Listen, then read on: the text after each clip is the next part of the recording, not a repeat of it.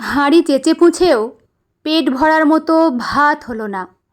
হতাশ চোখে একবার হাঁড়ির দিকে তাকালো সুলোচনা। দুপুরে সবার খাওয়া হয়ে গেছে, সেই শুধু বাকি। বাড়ির বড় বউ বলে কথা, রান্না বান্না করে সবাইকে খাইয়ে তবে না ওর খাবার পালা। থালাতে বেড়ে রাখা ভাতের দানাগুলোর দিকে করুণ দৃষ্টিতে তাকালো সে। পেটে তো রাক্ষসের মতো খিদে, এইটুকুতে কি পেট ভরবে? 2 মাসের শিশুকে বুকের দুধ খাওয়াতে হয়, দুটো পেটের খোরাক তো লাগে। এঁচোড়ের ডালনা অনেকখানি রয়ে গেছে, 2 রকমের মাছ রান্না হয়েছে বলে এঁচোড় খায়নি অনেকেই। শাশুড়িমা দেখলে গজগজ করবেন। এ বাড়িতে একবেলার রান্না আর একবেলাতে খায় না কেউ। প্রতিবেলার রান্নার জন্য শাশুড়িমা নিজে আন্দাজ করে চাল ডাল সবজি বের করে দেন ভাঁড়ার থেকে। একটুও অপচয় উনি পছন্দ করেন না। কতদিন তরকারি বেশি রয়ে গেলে শাশুড়ির ভয়ে বাড়ির পেছনে পুকুরে ফেলে দিয়ে এসেছে সুলোচনা। এঁচোড়ের তরকারিটা আজ ফেলে না দিয়ে নিজের পাতে ঢেলে নিল। এতেই অনেকটা পেট ভরে যাবে। গ্রোগ্গাসে খাবারগুলো গিলছিল। শাশুড়ি মায়ের গলার আওয়াজে চমকে উঠল। এ কি, এতগুলো এঁচোড় রয়ে গেছে? আসলে এঁচোড় খায়নি অনেকেই, আমতা আমতা করে সুলোচনা। তুমি এখনও পরিবেশন করা শিখলে না। সুলোচনা চুপ করে থাকে। তিনি আর চোখে ছেলের বউয়ের থালার দিকে তাকালেন। এই এতগুলো এঁচোড় নিয়ে নিলে? শোনো মেয়ে, এরকম সময়ে মায়েদের এমনই রাক্ষুসে খিদে হয়। খিদেকে বশে রাখতে না পারলে পেট কিন্তু জ্বালা হয়ে যাবে। হাজার খেয়েও পেট ভরাতে পারবে না তখন। যেন ভয়ঙ্কর অপরাধ করে ফেলেছে, এভাবে মাথা নিচু করে থাকে সুলোচনা। যদিও বুঝতে পারে না ওর পাতে ভাত এত কম কেন। এ নিয়ে শাশুড়ি মায়ের মনে কোনো প্রশ্ন এলো না কেন? খুঁজে পেতে জর্দার কৌটোটা বের করে নিতে নিতে শাশুড়ি বেজার গলায় বলেন, এত করে বলি পরিবেশন করার সময় খেয়াল রেখো, তরকারি যেন পড়ে না থাকে। জিনিসপত্র নষ্ট হলে খারাপ লাগে, বোঝো না? বাবার জমিদারি ছিল তো, এসব বুঝবেই বা কী করে? মোক্ষম খোঁচাটা মেরে বেরিয়ে গেলেন তিনি। কষ্ট হলেও কিছু বলতে পারে না সুলোচনা। সত্যি ওর বাবা গরিব, অনেক অভাব দেখে বড় হয়েছে, কিন্তু কখনো খাওয়ার কষ্ট সহ্য করতে হয়নি। শাক ভাত আলু সেদ্ধ ভাত যখন যেমন হোক পেট ভরে খেতে পেয়েছে। এভাবে পেটে খিদে নিয়ে খাওয়ার খোঁটা সহ্য করতে হয়নি। এ বাড়িতে আসার পর যেচে পুরো সংসারের ভার নিজের কাঁধে তুলে নিয়েছে সুলোচনা।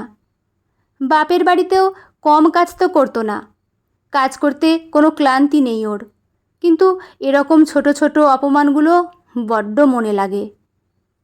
হাত মুখ ধুয়ে রান্নাঘরে শেকল তুলে নিজের ঘরে গিয়ে ঘুমন্ত 2 মাসের ছেলেকে কোলে তুলে নিয়েছে সবে। ননদ খুকু এসে ঢুকল। ওর মুখ হাসি হাসি, যেন খুব মজার কথা শুনে এসেছে। বৌদি, তুমি নাকি আজ এতগুলো এঁচোড় একা একাই খেয়ে নিয়েছ?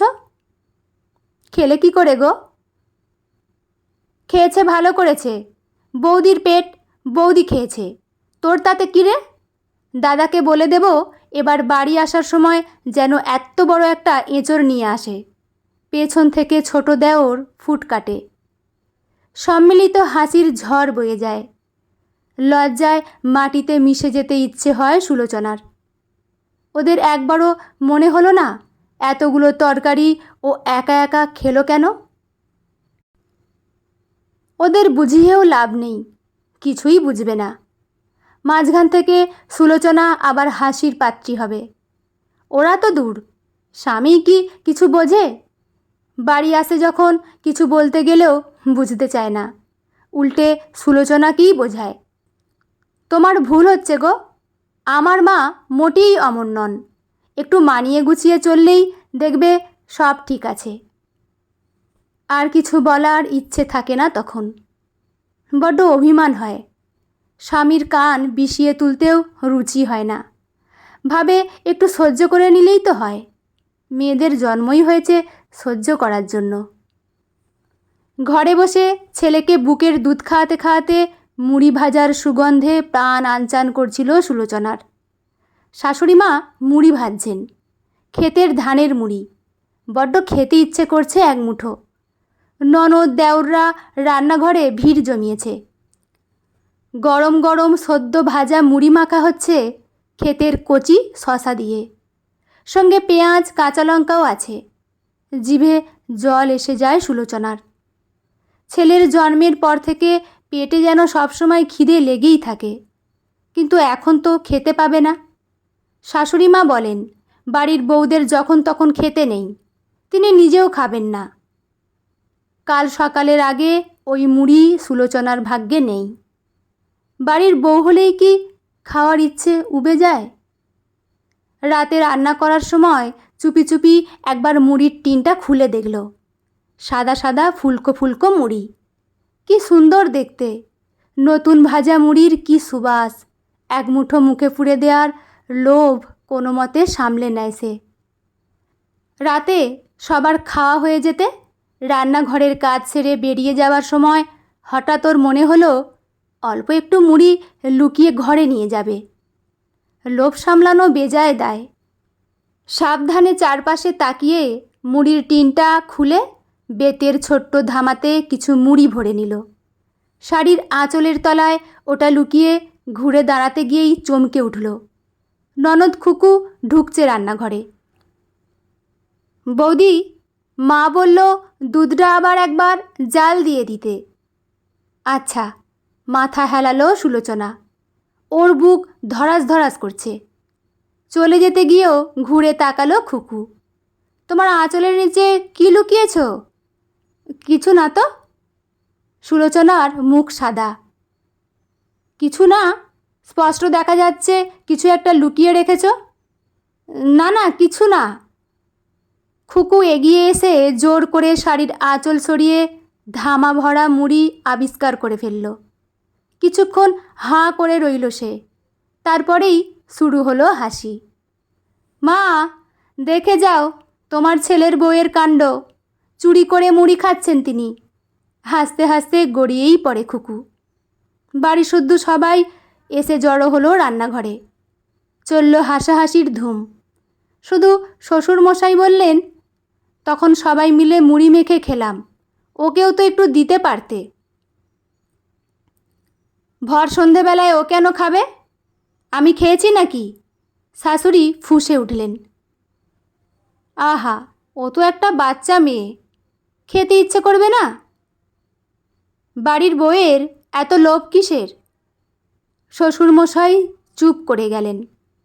সুলোচনা লজ্জায় মাথা তুলতে পারছিল না। কেন যে এমন বোকার মতো কাজ করল? লোভটা কি সামনে রাখা যেত না একটু?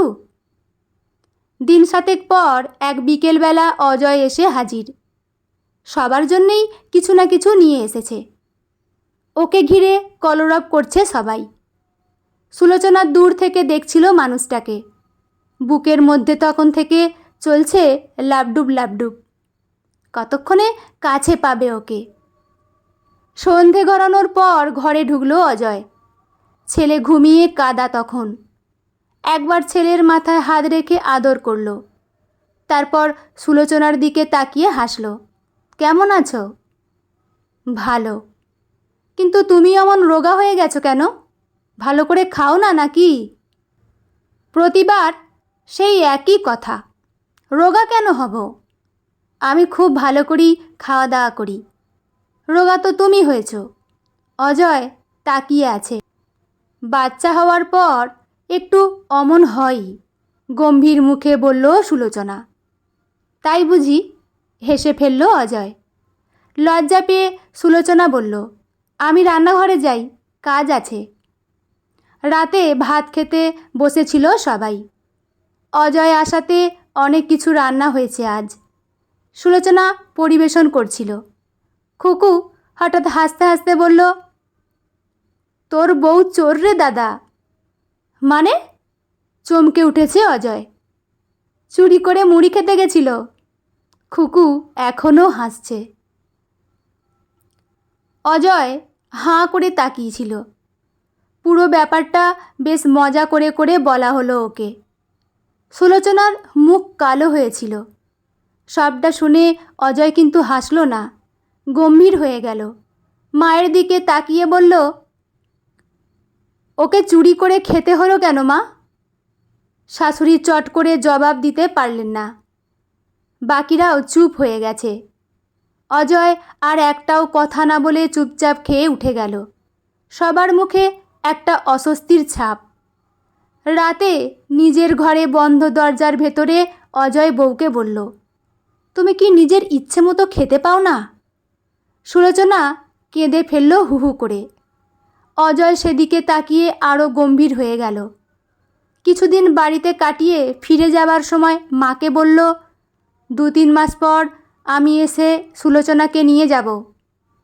চমকে উঠলেন অজয়ের মা। ছেলে তো এই 2 বছরে কখনো বউকে নিয়ে যাবার কথা বলেনি। ভয়ে ভয়ে বললেন, কেন রে বাবা? আমার ওখানে একা একা থাকতে কষ্ট হচ্ছে মা। চুপ করে রইলেন তিনি। ছেলে হঠাৎ কেন এই কথা বলছে কিছুটা আঁচ করতে পারছেন, কিন্তু কিছু বলার সাহস নেই। ছেলেও যে এ ব্যাপারে কিছু বলবে না জানেন। বড্ড চাপা তার বড় ছেলে। সুলোচনা যেন আচ্ছন্ন হয়েছিল একটা ঘোরে। সত্যি কি অজয় ওকে নিয়ে যাবে? স্বামীর ওপর বড্ড অভিমান ছিল ওর। ভাবত স্বামী ওকে বোঝে না। এখন মনে হচ্ছে ও নিজেই বুঝতে পারেনি মানুষটাকে। আর কেউ না বুঝলেও অজয় ঠিক বুঝতে পেরেছে ওর কষ্টটা। দীর্ঘদিনের অসম্মানের জীবন থেকে মুক্তি আসছে অবশেষে। ছলো ছলো কৃতজ্ঞ চোখে বরের দিকে তাকালো সে। অজয়ও গভীর মমতায় তাকিয়েছিল রোগা বউটার দিকে। একটু দেরি হয়ে গেল ওকে বুঝতে। তা হোক, বুঝতে যখন পেরেছেই শক্ত দুখানা হাতে আগলে রাখতেও পারবে বাকি জীবনটা। বন্ধুরা, গল্পটি এখানেই সমাপ্ত। গল্পটি আপনাদের কেমন লাগলো অবশ্যই কিন্তু কমেন্ট করে জানাবেন। লেখা মাধবী ভট্টাচার্য, পাঠে আমি রিমি। দেখা হচ্ছে পরের কোনো গল্প নিয়ে। ভালো থাকবেন সবাই। ধন্যবাদ।